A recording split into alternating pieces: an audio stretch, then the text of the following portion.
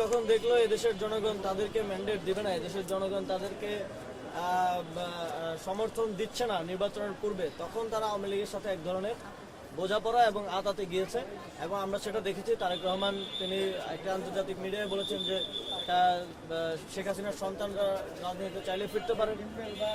নির্বাচন পরবর্তী সময়ে বিভিন্ন স্থানে, বিশেষ করে এনসিপি যে 30টা আসনে নির্বাচন করেছে এবং এর বাইরেও বিভিন্ন জায়গায় যেখানে এনসিপি নেতাকর্মীরা আমাদের জোটের প্রার্থীদেরকে বিজয়ী করতে কাজ করেছেন, এজেন্ট ছিলেন কিংবা নির্বাচনে সক্রিয় ছিলেন এবং সক্রিয় না থেকে শুধুমাত্র ভোট দিয়েছেন, এমন অনেকের উপর সারা দেশে হামলা হচ্ছে। ইতিমধ্যে আমরা যে রিপোর্ট পেয়েছি প্রায় 1000-এর কাছাকাছি আমাদের নেতাকর্মী আহত হয়েছে। সারা দেশে বিভিন্ন জায়গায় তারা চিকিৎসা নিচ্ছেন। আমরা পরিদর্শন করলাম আজকে 3 জন যারা শুধুমাত্র হাতিয়া থেকে যাদের এতটাই আহত হয়েছেন যে সেখানে পর্যাপ্ত চিকিৎসা না থাকে এখানে ওনাদেরকে আনতে হয়েছে। এবং একজনের থেকে আমরা বর্ণনা শুনলাম যে সেখানে যারা আওয়ামী লীগ, আপনারা জানেন, হাতিয়াতে সংবাদ সম্মেলন করে আওয়ামী লীগের একটা গোষ্ঠীকে বিএনপিতে নেওয়া হয়েছে এবং আওয়ামী লীগের এই সন্ত্রাসীদেরকে, ফ্যাসিবাদী সন্ত্রাসীদেরকে লেলিয়ে দেওয়া হচ্ছে জাতীয় নাগরিক পার্টি এবং বিরোধী দল দমন পীড়ন করার জন্য। সেখানে আমাদের একজন নেতা, যাকে আপনারা হয়তো দেখেছেন সোশ্যাল মিডিয়ায়, তার ছবিটা এসেছিল এবং তিনি নিহত হয়েছেন বলে এক ধরনের গুজব সে সময় ছড়িয়েছিল। তাকে মেরে এক ধরনের, যখন হামলাকারীরা নিশ্চিত হয় যে তিনি মারা গেছেন, তার কুপিয়ে তার মগজ বের করে ফেলা হয়েছিল এবং তারা ভেবেছিলেন যে তিনি মারা গেছেন এবং তারা সেখান থেকে পরবর্তীতে চলে যায় এবং পরবর্তীতে তাকে সেখান থেকে উদ্ধার করে প্রাথমিক চিকিৎসা দিয়ে ঢাকায় পাঠানো হয়। এরকম আরও অনেক মর্মান্তিক ঘটনা সারা দেশে ঘটেছে। সাধারণ ভোটারদেরকে মারধর করা হয়েছে, তাদের বাড়িঘর ভাঙচুর করা হয়েছে, লুটপাট করা হয়েছে, তাদের স্বর্ণালংকার, টাকা পয়সা লুটপাট করেছে সন্ত্রাসীরা। এবং আমরা দেখেছি যে গতকালকে একজন স্বতন্ত্র প্রার্থীকে ভোট দেওয়ার কারণে, শুধুমাত্র ভোট দেওয়ার কারণে একজনকে হত্যা করা হয়েছে বিএনপি নেতাকর্মী কর্তৃক। আমরা সারা দেশে একটা ট্রেন্ড দেখছি যে বিএনপি সারা দেশে একটা স্ট্র্যাটেজি নিয়েছে, তারা আওয়ামী লীগের সন্ত্রাসীদেরকে লেলিয়ে দিচ্ছে। বিএনপির নেতৃত্বে আওয়ামী লীগ তাদের জুলাই গণঅভ্যুত্থানের প্রতিশোধ নিচ্ছে বলে আমাদের মনে হচ্ছে এবং এটা এক ধরনের মৌন সম্মতি উৎপাদন করা হচ্ছে বিএনপির শীর্ষ নেতৃবৃন্দের পক্ষ থেকে। তারা যখন আজকে প্রেস ব্রিফিং করলো, তারা কথা বললো, আমরা আশা করেছিলাম যে তারা সারা দেশে তাদের সন্ত্রাসীদেরকে তারা নিয়ন্ত্রণ করার জন্য কোনো কথা বলবে, তারা তাদের সন্ত্রাসীদেরকে নিবৃত করার জন্য কঠোর কোনো ব্যবস্থা গ্রহণ করবে এবং যারা এই ধরনের হামলাগুলোর সাথে জড়িত, যে জায়গায় হত্যার মতো ঘটনা ঘটেছে এবং স্পষ্ট হামলা করা হয়েছে মানুষকে হত্যার উদ্দেশ্যে, ভোটারদেরকে, এজেন্টদেরকে, বিরোধী দল মতের মানুষকে তাদের বাড়িঘর লুটপাট করা হয়েছে, তাদের বিরুদ্ধে এখন পর্যন্ত কোনো শাস্তিমূলক ব্যবস্থা আমরা সেভাবে দেখতে পাইনি। আমরা নির্বাচনের আগে দেখছিলাম যে কোথাও চাঁদাবাজির খবর আসলে বা কিছু আসলে তারা সেখানে বহিষ্কার করতো, কিন্তু নির্বাচনের পরে আমরা সেটা দেখছি না। তো আমরা মনে করি তখনকার এই যে বহিষ্কারের ঘটনাগুলো এক ধরনের আইওয়াজ ছিল, এক ধরনের নাটক মঞ্চায়ন করা হয়েছিল বাংলাদেশের মানুষকে বিভ্রান্ত করার জন্য এবং মানুষের ভোট নেওয়ার জন্য। যেই তারা নির্বাচিত হয়ে গেল, তারা এখন আর দেশের মানুষের কোনো দায়িত্ব নিচ্ছে না, তারা তাদের সন্ত্রাসীদেরকে নিবৃত করতে কোনো ধরনের কথা বলছে না।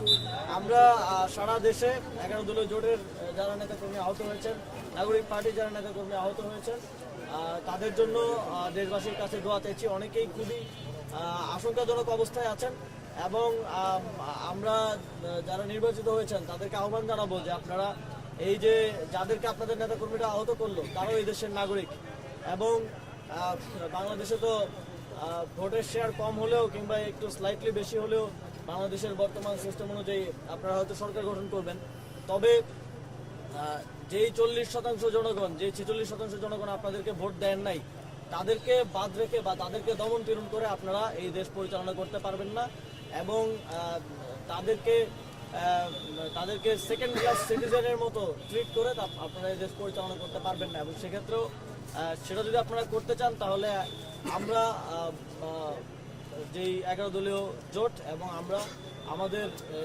সেই জনগণের পাশে দাঁড়াবো এবং তাদের জন্য আওয়াজ তুলব এবং আমাদের আহ্বান থাকবে সরকারের প্রতি। এখন অন্তর্বর্তীকালীন সরকার এখনো দায়িত্বে আছে এবং পরবর্তীতে যে সরকার আসবে তারা এই নির্বাচনে যে সন্ত্রাসীদের যে ভায়োলেন্সের মাধ্যমে যারা আহত হয়েছে, যারা মুমূর্ষু অবস্থায় আছে, সকলের নিরাপত্তা তো নিশ্চিত করবেই, পাশাপাশি এই ঘটনাগুলোর সুষ্ঠু বিচার বাস্তবায়ন করা হবে এবং তাদেরকে ক্ষতিপূরণ দেওয়ার দাবি আমরা জানাচ্ছি।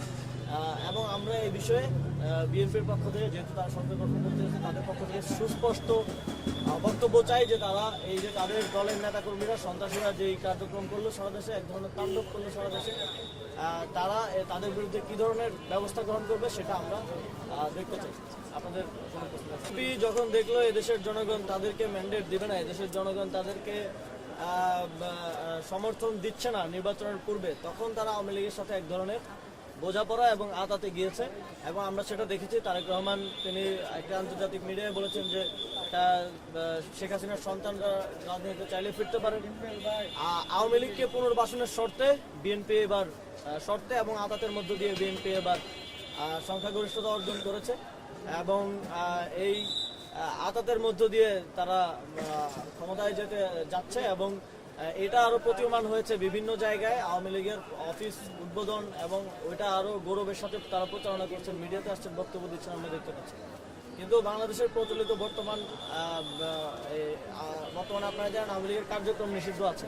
সুতরাং যে কেউ যে আওয়ামী লীগের কার্যক্রম আবার শুরু করার দায়িত্ব নিয়েছেন কিংবা অফিস খুলে দিচ্ছেন, অফিস উদ্বোধন করে দিচ্ছেন, আমরা পটুয়াখালীতে দেখলাম। খুবই দুঃখের সাথে বলতে হয়, আমাদের এক সময় আমাদের সহযোগিতা ছিলেন নুরুল হক নূর, তার আসলে তিনি আওয়ামী লীগের দায়িত্ব নিয়েছেন, সেখানেও অফিসে আওয়ামী লীগ আবার যাচ্ছে। এটা একেবারেই আইন বিরুদ্ধ একটা কাজ তারা করছেন। বাংলাদেশের আইন অনুযায়ী আওয়ামী লীগের কার্যক্রম নিষিদ্ধ আছে।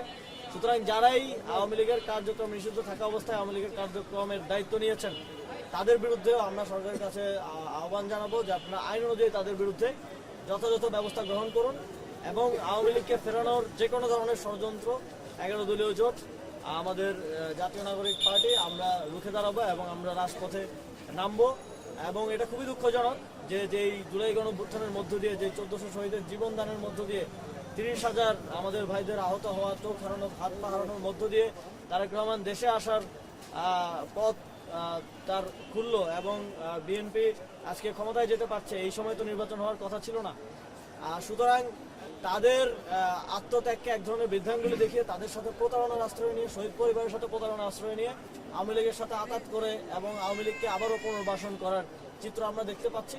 আমরা এই বিষয়ে অফিসিয়ালি জানতে চাই বিএনপির কাছ থেকে যে আপনারা আওয়ামী লীগের বিষয়ে আপনাদের অফিসিয়াল অবস্থান পুনরায় স্পষ্ট করুন এবং সেটা যদি আপনারা জনবিরোধী কোনো অবস্থানে নেন তাহলে বাংলাদেশের জনগণকে নিয়ে আমরা সেই বিষয়ে জবাব দেব। নতুন সরকার গঠনের সেখানে নরেন্দ্র মোদীকে আমন্ত্রণ জানানো নিয়ে মিশ্র প্রতিক্রিয়া দেখা যাচ্ছে সমাজের মাধ্যমে। আপনি তো দীর্ঘদিন ধরে আধিপত্যবাদ বিরোধী বা ভারত বিরোধী কিন্তু রাজনীতি করছিলেন, এনসিপির জায়গা থেকে কি বলবেন? নরেন্দ্র মোদীকে দাওয়াত দিলে সেক্ষেত্রে ভালো কোনো দৃশ্য হবে কিনা? আপনারা জানেন 2021 সালেও বাংলাদেশে নরেন্দ্র মোদীর আগমনকে কেন্দ্র করে আন্দোলন হয়েছিল। সেখানে আমাদের 21 জনের মতো সহযোদ্ধা তারা শহীদ হয়েছে এবং আমরা মনে করি যে বিগত 17 বছর, বিগত 20 বছরের বাংলাদেশের যেই দুরবস্থা, এই দুরবস্থার জন্য সমানভাবে এই ভারতীয় আধিপত্যবাদী সরকারও এর সাথে জড়িত এবং বাংলাদেশের গণতান্ত্রিক রূপান্তরের ক্ষেত্রে তাদের অংশগ্রহণ আমরা প্রত্যাশা করি না। এবং আমরা মনে করি যে যারা বাংলাদেশের সাথে, বাংলাদেশের গণতান্ত্রিক লড়াইয়ের সাথে বিগত সময় ছিল, যে দেশগুলো ছিল, তাদের সাথে তাদেরকে প্রায়োরিটি দিয়েই আমাদের পররাষ্ট্র নীতি সামনের দিনে নির্ধারিত হওয়া উচিত।